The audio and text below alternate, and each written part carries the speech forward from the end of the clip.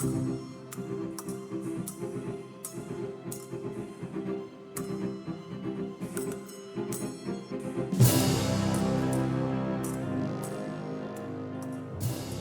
to the Saber Coach Kate podcast, where I highlight the great athletes, thinkers, referees, and coaches in the dynamic sport of Olympic fencing.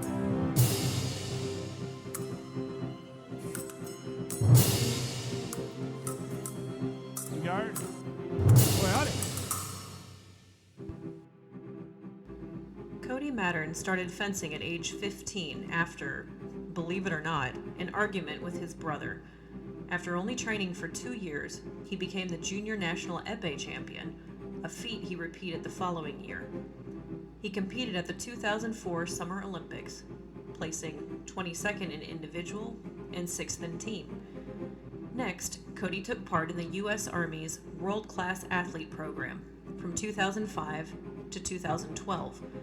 That final year, he was part of the men's epee team that won the World Championships. After all these competitive successes, Cody retired to coach epee full-time at the Northwest Fencing Center in Beaverton, Oregon.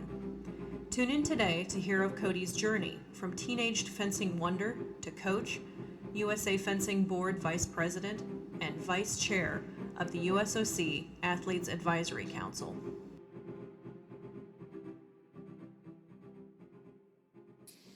Okay, so I was reading stuff about you online, doing research for this interview, and I found this really intriguing story.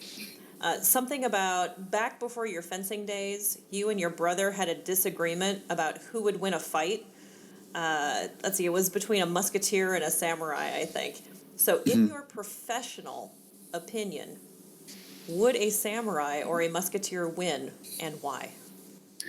Yeah, so it's been a long-standing argument. We came up to that disagreement. We were a very debater family, and that was on a road trip through Oregon, and so we were just kind of passing the time and coming up with fun arguments. And so back at that time, we had no real basis to go on, so we were just kind of pulling things out of thin air to decide why one or the other.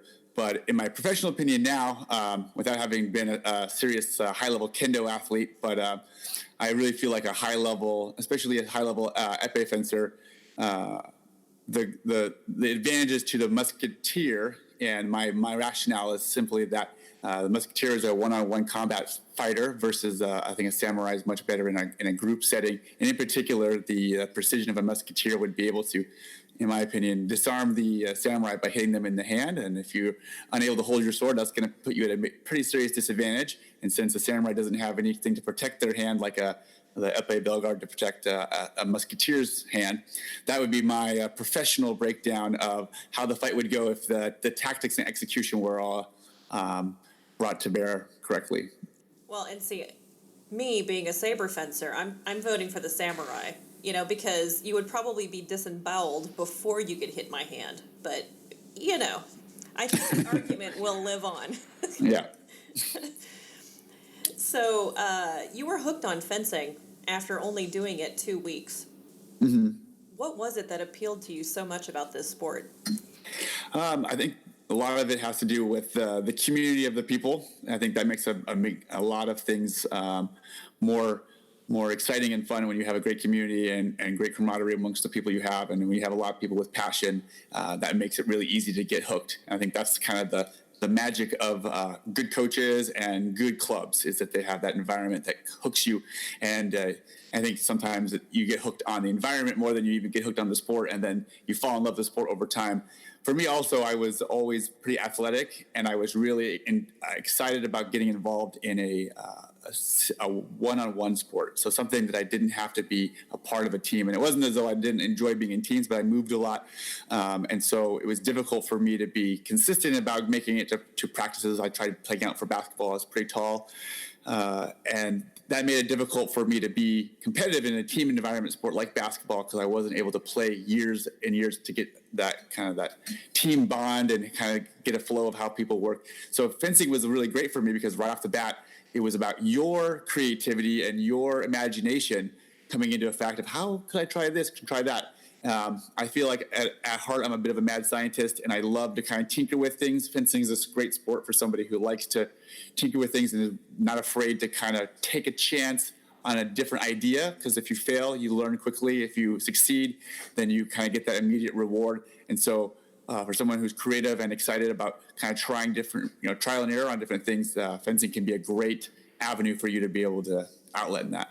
It's interesting that you use the word tinkering, because that's what I always think of when I think of epee fencers. You're always there tinkering with your weapons. So what is it that y'all are doing? Because when I break a blade, I just replace the whole thing. What are you tinkering with? Yeah, it's a whole nother side of the epee world, and depending on who you are, it's part of kind of those. It's one of those little intangibles. It may be a 5% increase in your effectiveness, but there's lots of things you have to consider in epee, because the point, as it's a point weapon, the point has to travel, and it's the most calibrated of the weapons in that it must support at minimum a 750 gram weight, and it must travel so far, but you want it to travel the minimum amount of distance before it fires. And you want the weight to be as close to that. So you want to make it as sensitive without being too sensitive and failing. And you want to make sure that the length is just right. And so one of the big things is things like making sure that even the inside of the barrel is as smooth as possible. So you're trying to think about, especially at the highest level, whether it's national, international, World Cup, you want to make sure that tip movement is as smooth as possible. So some of the things that I used to do as tricks was to take the tips apart and clean them, which was pretty common. But I used to have a number 2 pencil trick where I would actually take the pencil and I'd color the side of the tip with pencil lead, which is just graphite. And graphite makes a great lubricant on the inside of a barrel. It's not liquidy, but it's enough that it's going to make the travel very, very smooth. So the goal is to make that movement very smooth. Some people who don't take as much care of their weapons, there's going to be more friction on the barrel and the tip sliding back and forth. And so it's going to be a possibility where you touch and the button doesn't make the full movement because it's a little bit grindy. It almost sounds like there's sand inside the barrel if you leave it in there too much. And a lot of times that's just oxidation and rust kind of building up. And now you have little granules of rust in there, and that is kind of like grains of sand, and it makes it so the tip almost gets stuck.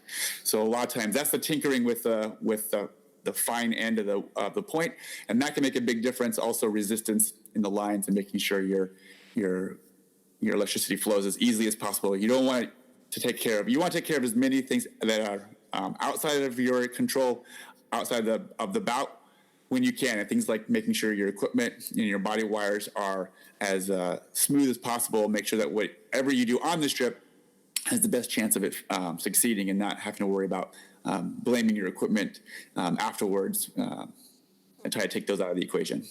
I had no idea about all that. Thanks. So you mentioned that you had gotten into basketball. Did you do any other athletic pursuits or have any other hobbies before you were a fencer? Yeah, when I grew up in a small town in Montana, in Fort Benton, Montana. And Fort Benton, I played a lot of soccer growing up, so running around. Really enjoyed soccer, but again, moved away. And being a team sport was difficult, so I continued to play soccer and basketball a lot of times in elementary and middle school, just kind of in a pickup format, like on the playground. But it was difficult to get involved in teams. Did a little bit of team sports of basketball in middle school and was fairly good at playing one-on-one. But when it came to the actual flow of an organized team game, I just had never done it, so I was just way behind when it came to just how that worked. Whereas most people had been playing together for 3 to 4 years and had relationships, kind of knew how the coaches were working, so it was difficult. And then I moved again, and that made it more difficult to get involved in it. So that's why I looked for a sport like fencing, or even if I moved again, I figured if I move again, I'll just find a new fencing club, and it's still an individual sport, so I'll continue to pick up right where I left off, which is also why coincidentally, I went into homeschooling on the same principle. Like moving around from school to school district was difficult. Everybody had different philosophy. And this way, if I do homeschool, if I still moved, I'm continuing where I left off in the curriculum, and it would no longer have all these kind of breaks and disruptions. Ironically, as soon as I started fencing, that was the last time I moved, and everything became very stable, and which was great for me. But it was, yeah. But of course, Murphy's Law. Now that you've kind of prepared for the worst, we don't need to go there anymore. So it is interesting how even as a young person, you were able to control your environment somehow and make decisions that, helped you feel comfortable in the midst of all of the chaos of moving. Is your family a military family? Is that why you moved so much?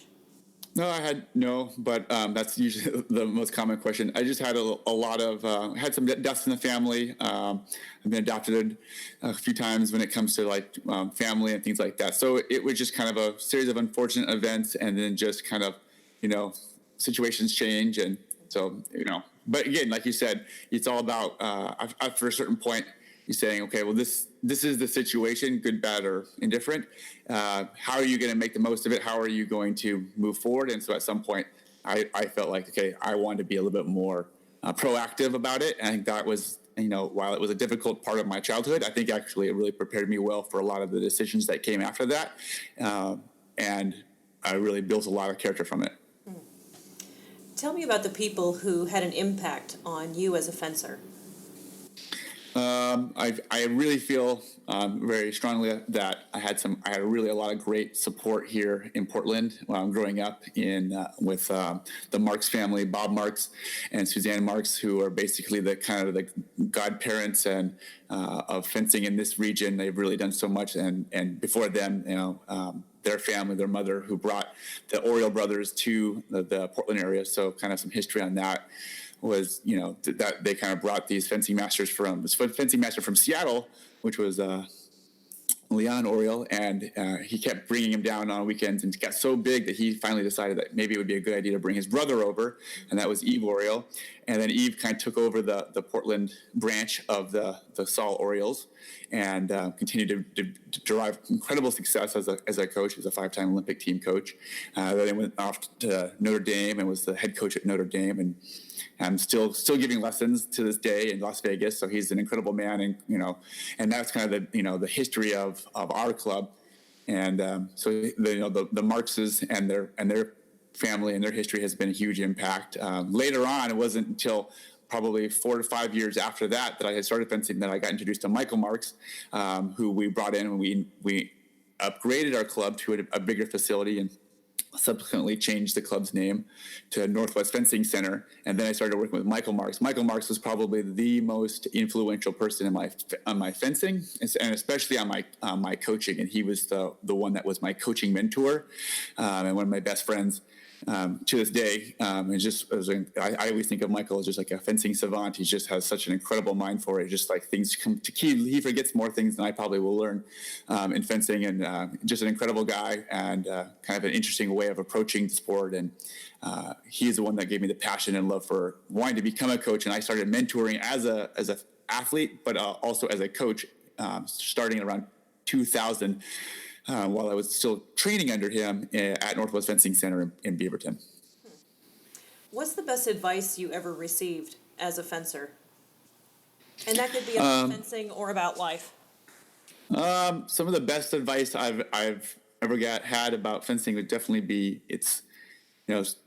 from Michael. One of the best things he ever did for me was to remind me sometimes to spend the first 30 seconds of every bout kind of assessing the situation, and kind of almost letting the nervous energy kind of melt away. And so it kind of gave me this position where he said, no matter whatever plan we have, I want you to still spend the first 30 seconds doing this. And, this was kind of just a general, specific to my game, but opening sequence to kind of get in there.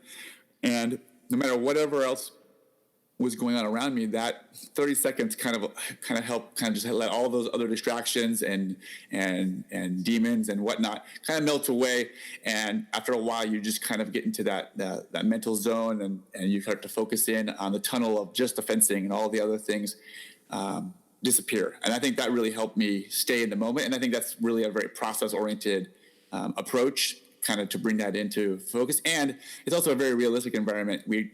We're in a sport where it's not a guarantee that things are going to go the way you expect them to be. In fact, it's almost the opposite. So if you aren't living in the moment and you aren't respecting and responding to what your opponent is doing now, that's going to give you a big disadvantage, because you might be thinking this is the perfect plan for what they have done, but they're probably going to do something totally different. They might not even know that the last thing they did was super effective. So you really have to live in the moment, and you have to work from it. And having context from the past is helpful, but it does not guarantee that that's going to happen the same way. So you still have to have the reality of living in what's happening in front of you and checking that constantly against what you're going to do next.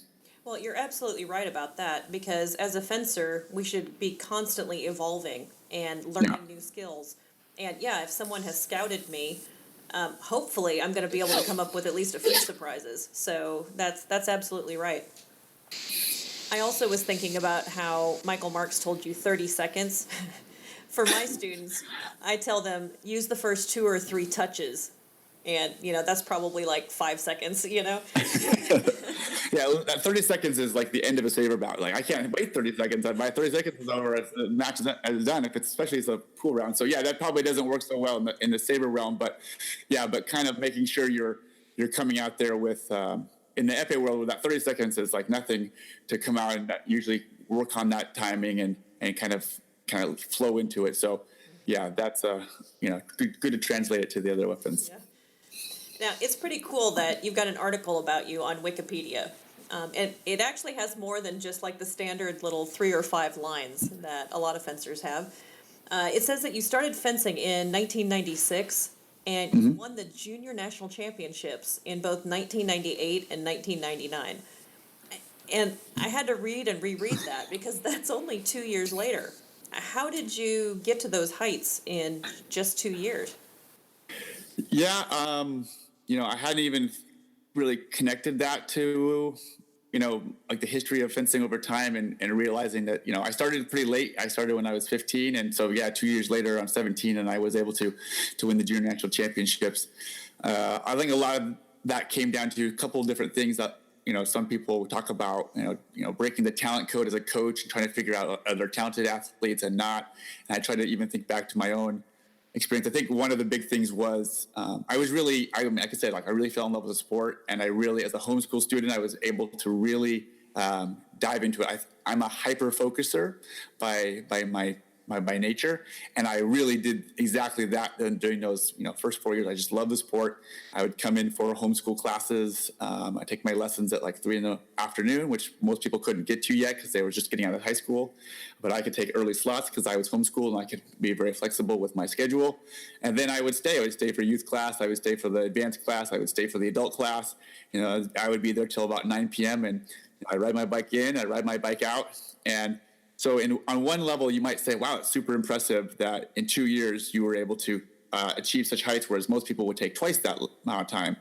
And really, I think in some respects, if you looked at the number of hours that I was putting into the gym and into training each day, if I was doing that 4 to 5 days a week and I was putting in double the amount of time that most people might be putting in doing a 2-hour class and then leaving, it looks less impressive if you look at it that way, which maybe is more realistic and saying, well, if he's doing double and maybe he's getting 2 years out of every year, most people are just because of the time he's putting into it. So then you're saying, okay, well, 4 years to go from starting the sport to winning a national championship seems more reasonable. So to maybe that's a way of looking at it. It's kind of the way I think about it. I don't particularly think I was super talented. I think I was pretty athletic. I really try to be creative in what I did, but I think I also put a lot of time into it. And so that gave me a lot more chances to make mistakes and learn from them. I had some great mentors. I had some really good sparring partners. That helps. But I also came from a smaller club, and part of that is also having sometimes fewer people to work with, which then you have to be creative about how you bout with them to keep the bouts interesting and fresh. And we had some different approaches to doing that as well. Well, it sounds like the 10,000 hour rule is applicable in this case. Yeah, I agree. Now, the reason that I asked if your family was part of the military is because you joined the Army, and that just seemed like a natural progression, like, if your family had been doing it. But talk about the time that you spent in the World Class Athlete Program as part of the Army. Yeah. So after the Athens Olympics, I really was hooked on what was going on. I was really excited about the games and continuing and wanting to go to another moving forward. But after the games, I was probably about $12,000 in debt. So I was like, well, if I could make an Olympic team and continue to travel and train without having to be in so much debt, because it just costs so much on the international travel, especially for me coming from Portland, Oregon. That's a lot farther. If I was on the East Coast, that could have been a lot less time and a lot less money, just on the cost of flight. So it really added up, and I had to spend the first year after those games just working at the fencing club just to pay off debt, living at home, riding my bike, trying to stay as frugal as possible to pay off all those debts. So during those times, I had been working with USA Modern Pentathlon team, and USA Modern Pentathlon had a bunch of athletes who were part of this athlete program in the Army, and they kept asking me, hey, why don't you just join the program, get involved with us, we can help guide you through. And during that push, I couldn't really afford to, because the one thing I knew about it was you still had to be able to do your basic training and military occupational specialty training, and that takes time. And I was in the middle of making that run for the Olympics, so I didn't have time to just spend 6 months or more getting through all that training in the middle of a qualifying process. So right after the games in Athens, that's when I decided, no, that does make sense. I really should go that direction, and it would allow me to do what I'd always really wanted to see if I could do, is to be as close to a professional fencing athlete as possible. And the only way to do that would be to really be, financially independent. I could really just focus on the training, the sports medicine, science, listening to your body, and not having to worry about, I need to run to my 9-to-5 job and do those things. And so that was my opportunity to do that. And so it was kind of a trade-off, sign off some constitutional rights and get a salary and be able to do this as a profession and see how far I can go. And for me, that was, I was to me, all fencers have a little bit of crazy. Maybe I have a little bit more than the average fencer, but to me, that was worth the trade-off to really be able to see where I could go in the sport if I could focus only on fencing, training, and all the parts that go along with it. And you've referred to this several times. You did earn a place on the 2004 Olympic team. Talk about what it's like to be an Olympian. Most fencers will never be able to experience that. And so what would you say that it was like for you? So I think the first thing that hits you is when you qualify, is at first it doesn't feel real. It takes a long time for it to really set in. The process and the chasing that goal, it's a long process, and it's a scary process the whole time, because it's never guaranteed. You could be number one in the country the year before the Olympics, and then not on the team the year of the Olympics, and vice versa. So it's something that's really coveted, and people are really, it's one of the greatest achievements in the Olympic sport world. So that was took a while, even after qualifying, to really believe, I'm going to be able to compete.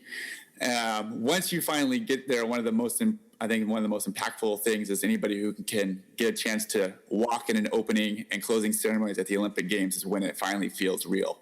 And that's a pretty amazing feeling, to be in that tunnel and walking out when they call out your country, and you're standing around people who have gone through similar trials and tribulations in every different discipline in the Olympic and Paralympic world. That's a pretty incredible feeling, to come out with all these people and be kind of celebrated of sport. And that's the one thing that I would tell people, if they ever get a chance to participate in the Olympic Games, whether as an athlete or even as a spectator, it's a pretty amazing environment to be around.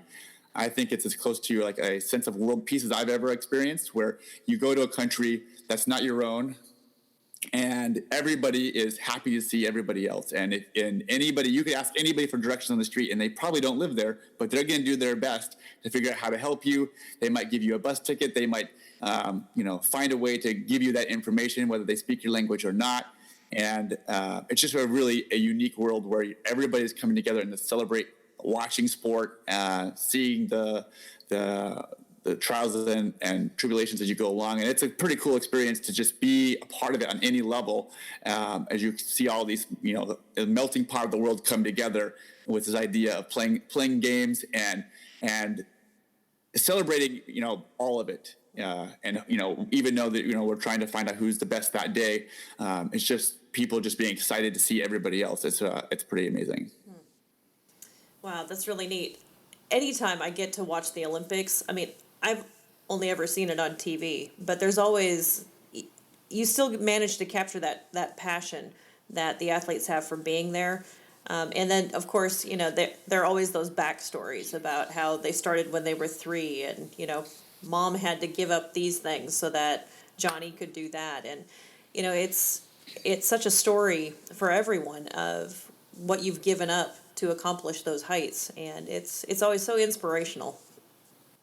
Yeah, I still love talking to other athletes when they go through that process, because everybody has some significant something they overcame to make it to that process. And it's really always interesting to find out what are those connecting threads, even in different ethnic diversities and cultural diversities, that you find, these struggles, these major hurdles they had to overcome to get that. And that's I think the one thing that you really come to appreciate when you get to talk to these people. But that if you didn't know them outside that environment, you might say, oh, I've never met an Olympian. And it's like, actually, you probably have. You just didn't know it because they didn't bring it up. And, that's part of I think, the interesting part of that same thing is like anybody who can overcome major obstacles has that kind of that Olympian spirit in them. And, I think everybody should strive to be able to take hardship and try to find a way to harness it and become great, no matter whether it's in Olympic sports or otherwise. That's really inspirational. Now, that same Wikipedia article that I referenced earlier says simply that, and I quote, "You also fenced at the 2012 World Fencing Championships Kiev, winning the gold in team men's epee." Now, anybody who knows anything about fencing, or any sport for that matter, knows that a lot of work was behind that win. You've kind of talked about, all the challenges and how long it takes to qualify for the Olympics. But what did it take to prepare for that moment in particular? Yeah, great question. And definitely spot on with it wasn't just, teleport to 8 years later and it's the 2012 World Championships and all of a sudden a great thing happened. It's really interesting because a lot of people are always, most impressed by, hey, you were an Olympian and you competed in the Olympic Games, and as being kind of my, as your greatest achievement. And I think that World Championships by far is my most proudest moment as an athlete for what we achieved.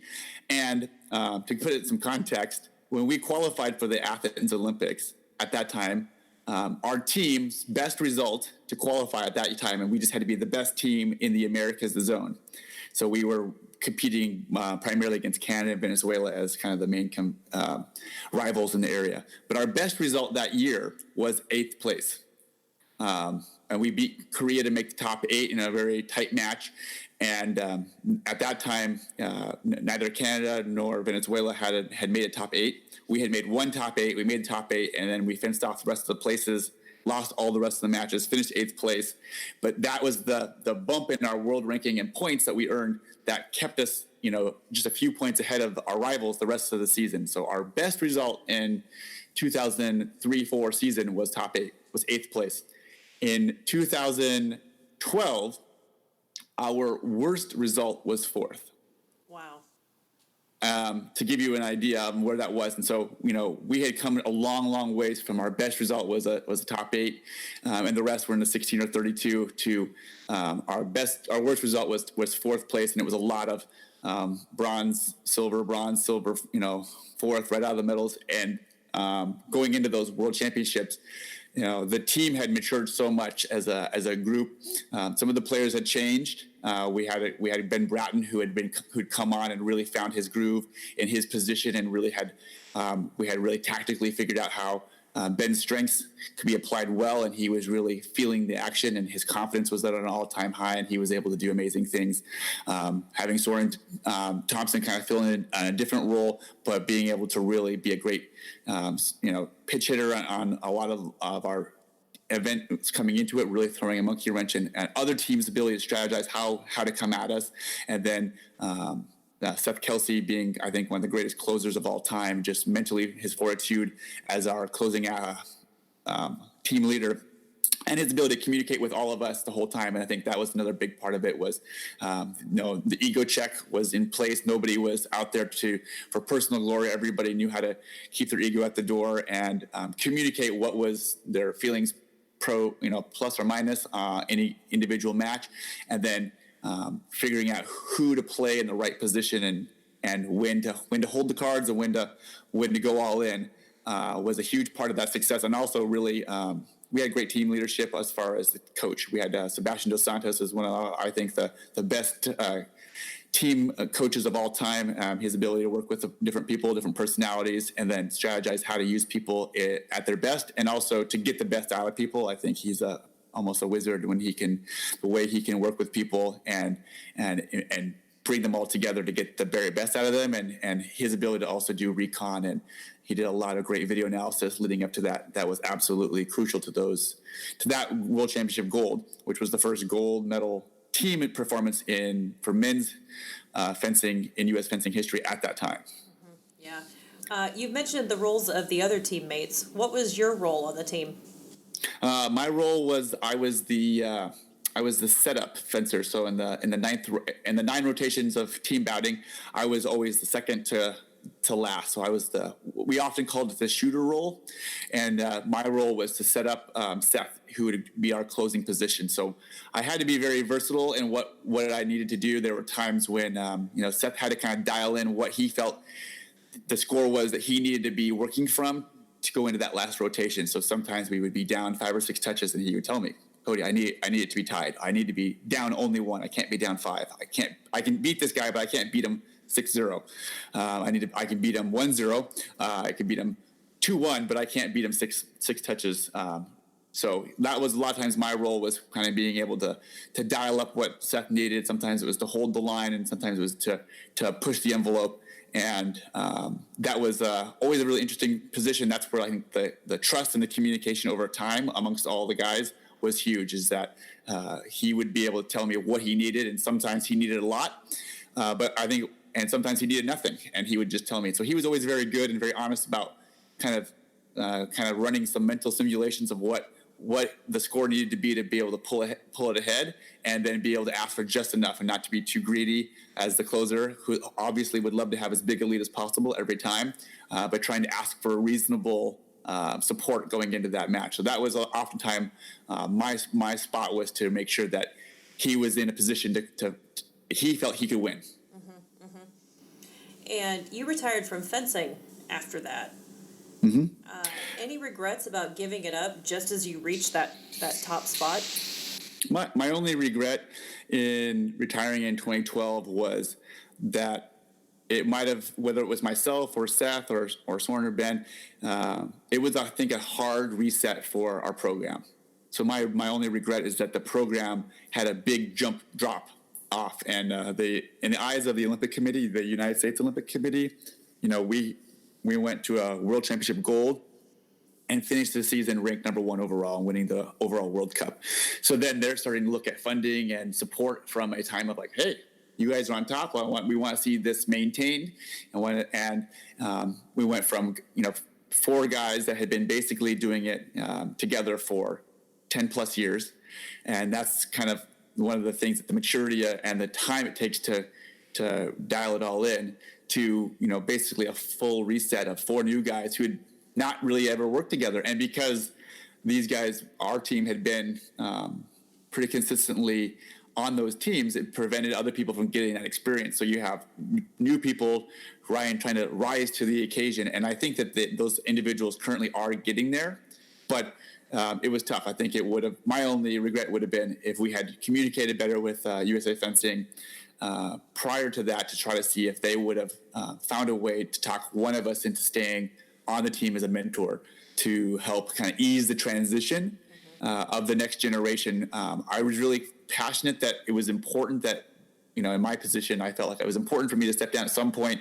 because I think that the next generation has to take over, and we left them in a good spot. I tried to, as an athlete at the Olympic Training Center, we had created this program. We had gotten the foot in the door for athletes to be able to train there on a regular basis, and hoped that would be a legacy we would help, leave for the next generation. But I think that it was a bit of a shock, and it was tough, because then the funding, because they weren't able to maintain, those medal performances, which is totally reasonable. Then in the eyes of the USOC, the dropping of the ranking is immediately going to be followed up by a dropping of funding. And so that, I think, was unexpected part of that. And that's the only part I really regret. I think that it was the right time for me to step down, though I would have loved to. I would have loved to have stayed around for 2 to 4 years, even if it was just to help mentor them along, because I don't feel it was the right thing for me to do, to keep making Olympic teams and preventing the next generation from taking the mantle. And that's when you decided to get into coaching then, right? Yes. Yes. How did you learn to be a coach? I mean, was it just you took what you had learned as an athlete and now you just flipped it around and you're the guy leading drills or something?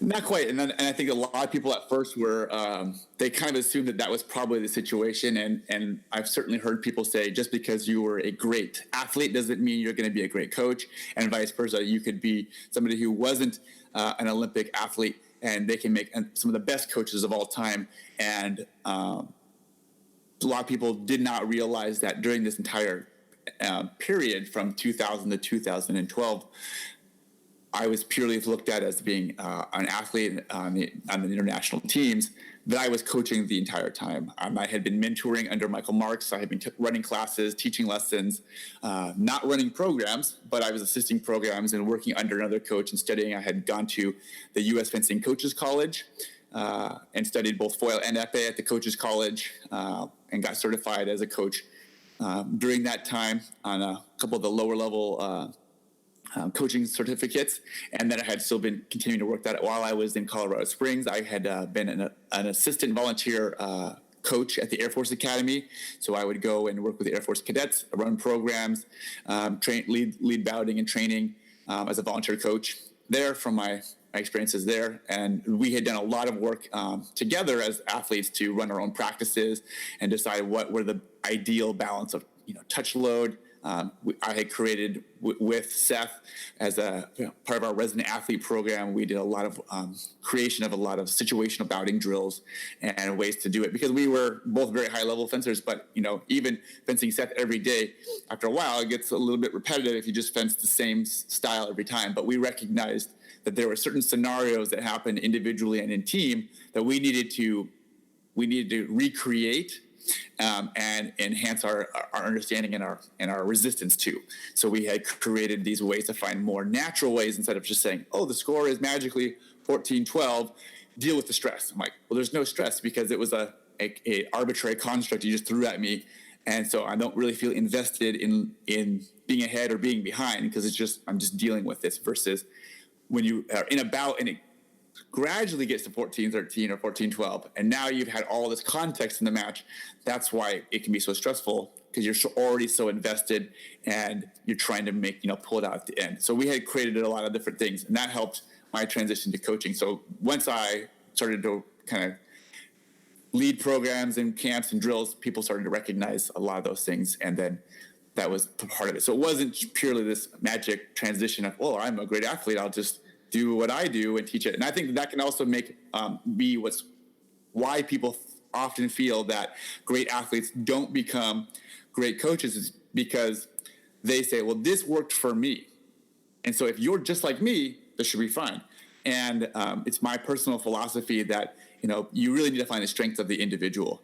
And I certainly almost don't train people the way I fence, because I don't think the way I fence is the way most people's heads work. And so it wouldn't click for them.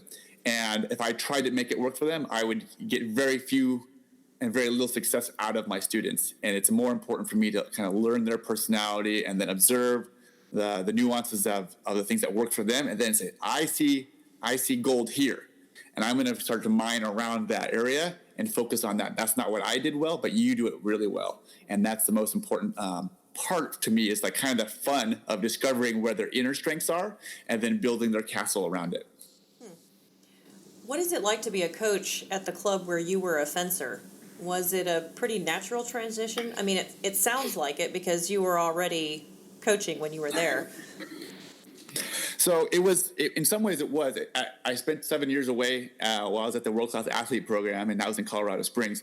So when I occasionally came back, and I came back almost always in the Christmas and in the summers to do camps, to continue to work with the coaches there, and just because it was my environment. There are times that it always feels like you're kind of a ghost walking around in your old house, because you weren't there every day. So there's new faces of people you don't know as well, because you're not there on the day-to-day.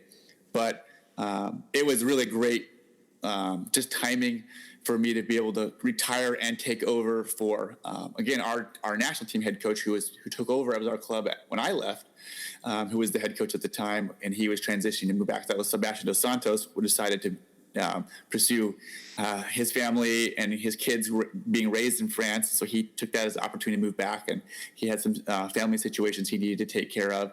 And he was looking for a great replacement. So I was really honored that he would trust the program back to me, and really excited to be able to move back and have my family growing up in Portland, and then also the history of being able to continue to grow our club and the success that the club had. So from that point of view, it's been really fun to maintain that history and be a part of the community. And I love, one of the reasons I wanted to come back to that club is that I really believe that our club has a very positive environment. The people who work there, the environment we have, we're not for profit, but the most important part is that, there's a very low ego and it's a very collaborative environment. Everybody's working together. There's no, this is my student, this is your student. These are our students. How can we help to get them together? We have weekly coaches meetings to find the best out of everybody. And in a lot of our cases with our best athletes, they take lessons from multiple coaches, but we're always working on the same idea. And I say, hey, work with this coach there, really have an excellent way of approaching this problem that you need solved, maybe better than I do, and being open to that, and then being able to use each other's strengths, I think is one of the parts of our club that I always appreciated. And it's one of the parts that I am most excited about staying there and being a part of that program. And you've seen this club make a lot of transitions. It started as Salle Oriole, and now it's the Northwest Fencing Center. And I've been stalking the club on Facebook, and I've been, you've been great about sharing all of the expansion efforts and, all the volunteers that are coming in. So what has it been like to be part of this ever-growing club, and especially in a nonprofit situation? Yeah, the interesting parts of being part of a nonprofit fencing club is that, it's run by a board of directors, and the board of directors is in charge of the strategic development of the club. As a coach in the club now, and growing up, I was part of that board. I was helping decide the strategic direction as a board member early on before I was really coaching there. And now it's interesting being a coach led by a board of directors and making sure that, we want to provide input and impact on how things are going on the operational side. So as a coach, we're dealing with operational issues versus they're kind of working on budgetary and strategic issues. So it's been a really great, our current board has been amazing when it comes to our current expansion efforts. We have a great executive director in Larry Crepeau, who's been awesome at just maintaining the ability of controlling the finances, the registrations, and really bringing that, modernizing that. One of the things that I think is really important for up-and-coming club owners or coaches to realize is that great fencing coaches don't often make great office managers. And it can be a major distraction for them to try to be both and deal with the finances and the billing and the booking and all of that when, you want to put your passion in the gym and the athletes. And the more that you can keep that passion where your strengths are, the best. And when you can find people you can trust and take on those logistical operational issues, allows you to be the best you possible and your club to be the best unit possible. And that's what we have going right now, I feel like, with our office staff and our executive director leadership and our board. And our board has been very good at giving the direction and keeping it on task and providing additional resources and connections in the outside world, especially with our expansion efforts. We have once you have a critical mass, you basically can start saying, do we know anybody who's an architect? Oh, we have, this person's an architect and their daughter fences. Why don't we see about utilizing some of their professional expertise in this situation? And we've been able to then kind of continue to look at that. And after a while, you start realizing that pretty much you have somebody in every field possible, and they would love to be to volunteer in something they're an expert on and help you with their expertise. And that's what I think has been so amazing about this current expansion is the collaboration of expertise from what we know, hey, that was just John's mom. Like, I didn't know anything more than that. And then they get to be experts and help you in areas. And then they get to really be invested in the program and impactful. And I think when people can have impact and investment, it's the best. It's a win-win. Well, I was going to ask you how you cultivate a team atmosphere in an individual sport, but I think you just pretty much described it. I mean, you had said at the beginning that the reason that you liked fencing was because you could be an individual and just rely on yourself. But you keep telling stories over and over and over about your team at the Olympics and your team at the World Championships, and now the team at your club. It's impressive how you've helped foster and build that kind of atmosphere. Yeah, I feel like I've been very lucky, but at the same time, since I've been around good environments, it's been very important to me. That's one of the things that I believe was a benefit of kind of the leadership as a coach and as a mentor of Michael Marks. I thought he was a great steward of culture, and he created great culture. And sometimes he had to be firm about when culture started to degrade within the athletes or within the parents. And you need to know what your culture is, and you need to guard it very carefully. Culture can go away very quickly, and sometimes you want to avoid conflict. But if conflict comes in the way of maintaining proper culture and environment, it's very important to be able to say this is going to become a poison from within, and it's going to rot your environment.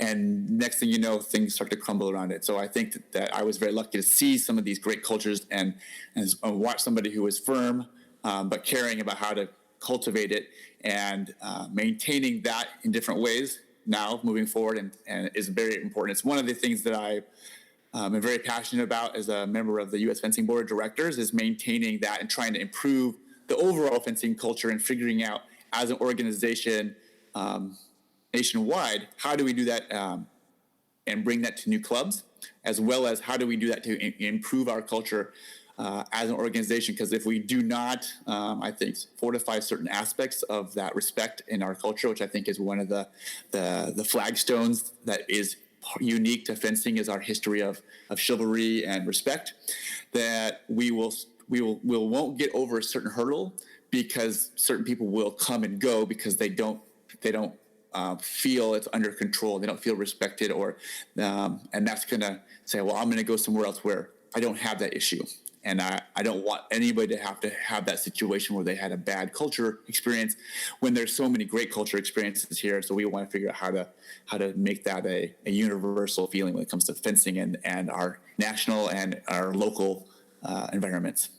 How can the national body help local clubs develop that kind of atmosphere? I mean, what are some of the recommendations that the board is putting out? Some of the things that we're looking at, and this has always been an issue at the higher level as an international athlete, there's always things like code of conduct. When you're making an Olympic team or a World Championships team, we want to make sure that when you represent the nation and the organization at the biggest stages, that you are doing it in a way that reflects well on the community. And so we can control that at the highest level, but it's a smaller number of individuals when it comes to that point of view. And but that's been going on for a very long time, and so we try to do that. It's when it gets to that wider spectrum, the base, where you're saying, how do we maintain that? And I think that's part of that is maintaining respect, especially at our events. And one of the things that I think is the most damaging is when we have athletes, coaches, or parents that cross lines when it comes to frustration in matches when they lose that respect of the people around them, especially within our referee cadre.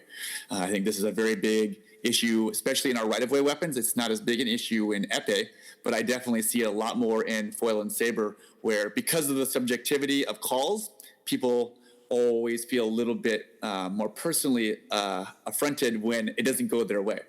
And that then turns into a personal argument with the person making that call. And I think in most cases doing the very best they can and trying to make the right call and finding a way to maintain that level of respect. I've known enough referees in the saber and foil world who were starting to get good, but also starting to get just to that point where they're dealing with very strong personalities that are very passionate about their feelings, which sometimes is a negative feeling.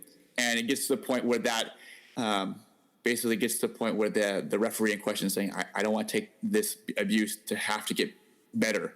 I have other ways to spend my weekends and my time, and I'm no longer interested in serving and getting better because the environment I have to deal with isn't supported, and they don't feel supported on correcting it. So they haven't felt corrective measures to put these people and say, you need to be respectful. And if you don't, there are consequences. So I think that's to me part of it. Part of it is recognizing that we need to have some of the initiatives that I've thought about, and I know that we've kind of brought up to the table, is bringing up offense, backup offenses if you make multiple black cards in a season, that it isn't just a single event that you're kicked out of, that if you start to have multiple black cards over a season as a coach or an athlete, this to me is a systemic problem, and it needs to be more than just the one-off, you're done for the day punishment, because now it's a series of problems. And if you truly are regretful of the black card you had, that shouldn't happen ever again. And most athletes, most coaches don't ever have black cards, and most referees don't have to give black cards, and they shouldn't. But also referees should feel that if they do need to give a black card, and it was reasonable, that they have support of the tournament committee, of the national body, and it shouldn't be a chore to do it. It's like, I don't want to give a black card because of the paperwork, or I don't want to give it a black card because when I go up there, I have to justify it in a way that they're trying to talk me out of it. But even though they're taking everything secondhand. And so I really want the culture to be something that people know that there are consequences for not being respectful of each other. And I think, figuring out things like that, and as well as, potentially looking at an initiative coming down the road, which is, that coaches should have a code of conduct, and that when you're in a national environment coaching, you need to understand that there are limits to how you can frustrate, how you can communicate your frustration to the world around you, that we all understand doesn't cross that line of respect. And I think that respect is one of our most precious commodities as a sport, and we need to really build everything around maintaining that. Well, I'm really glad to hear that people at the highest level are thinking about this. I would really not like to see our sport degenerate into some of the apparent fist fights that you hear about in other youth sports. And as our sport grows, I mean, we're starting to get more and more personalities, and anytime you get a lot more people together, sparks are going to fly. And I think it's great that people are thinking about the culture that we really want to promote in our sport and are finding ways to hold people accountable for that. So thank you for your work in that. Yeah, I'm really happy that to continue to serve. I think that our leadership at USA Fencing's on their board of directors, especially in our office, at national events office staff, really dedicated people, very positive about their approach. And it sometimes takes longer to make all the progress we want, and there's only so many initiatives at a time that we can do. But in the last 6 years that I've been serving on the board as an athlete director, and now as a vice president, incredible amount of progress, incredible change from that. I really respect what Chris Eckren's doing at the national office. Don Anthony's had some great leadership, transforming the board and bringing it to a manageable size that can really work well together.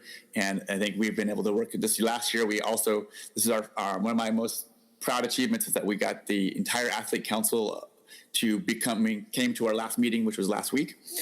So we had all of our weapon representatives for the athlete council at the board meeting. So they were able to sit on the board meeting, see and hear a lot of the initiatives, provide incredible feedback. One of some of these big culture issues were things that the athletes were able to bring up, and in some ways it was better and easier for it to come from them, for the rest of our board, our independent directors, to hear, and the national office, who were all present, and recognize that, and their input and feedback was amazing. And I was really impressed by the feedback from the national office, because they already invited the entire athlete council to come back next year for that same board member retreat because of the feedback, and they've actually offered them another meeting in January to continue to do good work on the athlete advocacy, which is really the checks and balances of these national governing bodies, USA Fencing being one of them, that falls under the umbrella of the U.S. Olympic Committee.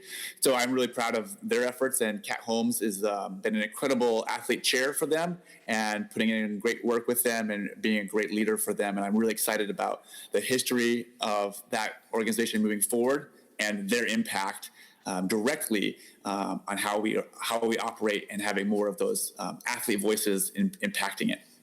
Wow. Well, a final question about fencing. You are a fencing master. What does that title mean to you, and what responsibilities does it hold? Yeah, that's an interesting one. I know that in the coaching world, the title is, sometimes the titles can, be something very coveted and really sought after. To me, it's a great responsibility to be someone who says that they are a fencing master, because you're looked at as kind of a guru in of knowledge. And at the time, I really put a lot of work into it's difficult to go through the process of being judged by your peers when it comes to the practical exam and required to be shown by a bunch of people to nitpick how you approach things, and we all approach things different ways, and how you personally view fencing and how it portrays to them, as well as the process of creating a thesis, and a thesis that's supposed to bring knowledge to better the entire body of coaching, which can be daunting. Because what can I bring that makes new knowledge to the greater good of fencing? So being a fencing master to me is something you have to. I feel like it's a double-edged sword, because I never want to feel like because I have achieved the title of fencing master that I am truly a master for life. I think in order to be at the highest level, you have to be constantly striving for improvement and to be your best.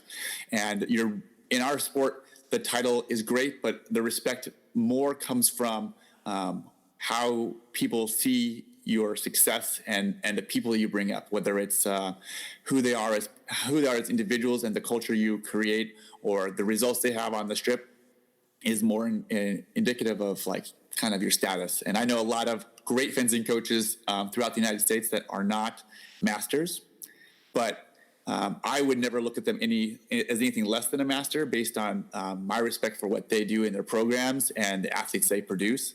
And so I think it's important that we really look at fencing as a lifelong education, and not as a one-time certificate as coaches. And I really hope that long-term USA Fencing really kind of creates more of a long-term continuing education for our coaching staff, because I think we're in a continually evolving world.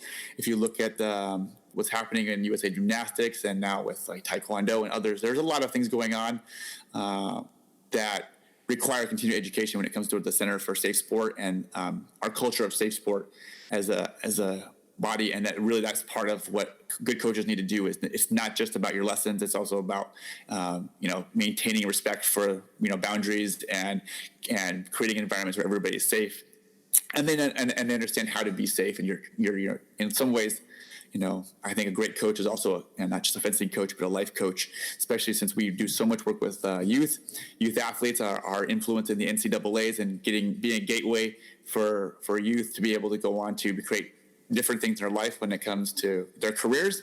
We're really kind of helping them open new doors, and that's one of the advantages fencing brings to parents and athletes, is that we have a great opportunity to open doors that might be closed or otherwise difficult for them to get into through all of that. So I think that's really important. All right. Well, thank you for all of that. We'll finish up this interview with a mixture of famous questions from James Lipton and Marcel Proust. Okay, so now the hard ones. Okay. What is your favorite word? Ooh, I've been dreading this part of the interview the entire time. The rest of the stuff I know. Favorite word. I think my favorite word is defenestration. Oh, nice one. Good choice. Yeah. What is your least favorite word? Can't. What sound or noise do you love? I really love the sound of rain. I live in Oregon, so I think it's very calming for me. A lot of people might not like that, but I think the sound of rain is one of my favorite. What sound or noise do you hate? Babies crying. Especially on an airplane and they're running you. The worst. Yeah, impossible to get her out, yeah. What profession other than your own would you like to attempt? If I was another athlete, I would have loved to have been a professional basketball player. If I could have been a different professional athlete, I love the game. I love this. I love watching it and love watching the NBA playoffs every year. If I were another athlete, if I were in a different profession, completely different, I really love creating things. So whether it was, being an architect, I think would have been another area I was very tempted to go in my life, whether it was between fencing and a professional career. Architecture was the other one. Just something creating unique architecture and designs would have been something I would have loved. And what profession would you not like to do? I would not.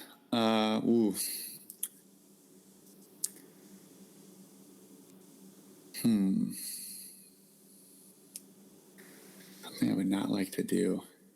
There's a lot of stinky jobs I'm thinking about right now, in general.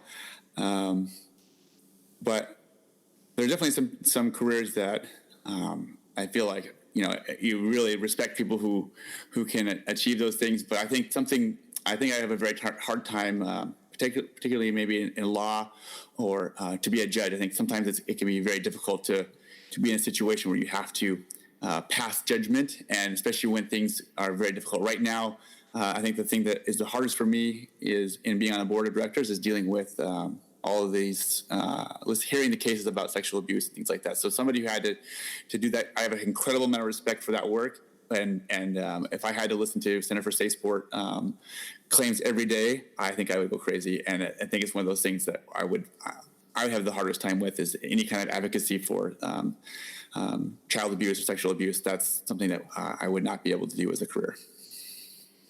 Where would you like to live? Ooh, I really enjoy. I think if I ever got exiled from the United States, I would move to Australia. And what do you value most in your friends? I respect most of my friends is honesty and open transparency. I really, my best friends, my brother, who was my best man at my wedding, was one of the reasons is that they're never afraid to call me on my stuff. And so they're not only were they honest, but they had the courage to tell me their opinions, sometimes if I wanted it or not, but sometimes you need to hear those things. So I really respect that about having good friends who are going to be honest, but they're also going to be bold enough to let you know sometimes things that may be hard. And some people avoid conflicts too much. And my best friends are ones who are respectful, but will tell you how it is. Who is your hero? I've never really felt I had a hero. I've definitely had some great role models, and I think my biggest role model would have been my second coach, Michael Marks, in just his ability to bring that culture, be fair and honest with people. He's one of those people who sometimes is honest to a fault, and he burns bridges being so honest that people have a hard time dealing with it or hearing it. But he's also been one of the people that has brought me the honesty that I needed to hear, and called me on things that I needed to be called on. And if I had not been called on it, I don't believe I would have. I think that was a hurdle I created for myself, and I wouldn't have gotten over it without kind of that shove. And what is your motto? One of the quotes I love to say the most and tell people is, life is not about finding yourself. Life is about creating yourself. And I feel like, to just find yourself is to fall into something. You're just hoping it's just going to land in your lap. And that certainly wasn't the case in my life, as I kind of talked about in my childhood. And at some point, you have to steer the ship. So, decide what you want to be and then start steering the ship in that direction. So what steps are you taking what do you want to be, and what steps are you taking to create that?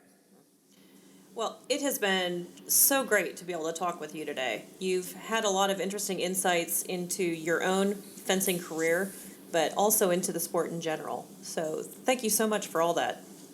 Well, thank you for having me on, and hopefully we can do this again. Big thanks, as always, to my friend and teammate, Tony Escueda, who edits all of these interviews and created the music for this podcast. Thank you as well to my husband, David Sierra, who is always so supportive of any endeavor that I put my mind to. Thank you to everybody out there who keeps listening to these podcasts, who downloads them and shares them on Facebook and other places on social media. I really appreciate all the support and the encouragement. If you'd like to download other episodes of this podcast, you can find them on iTunes. You can find them on my blog.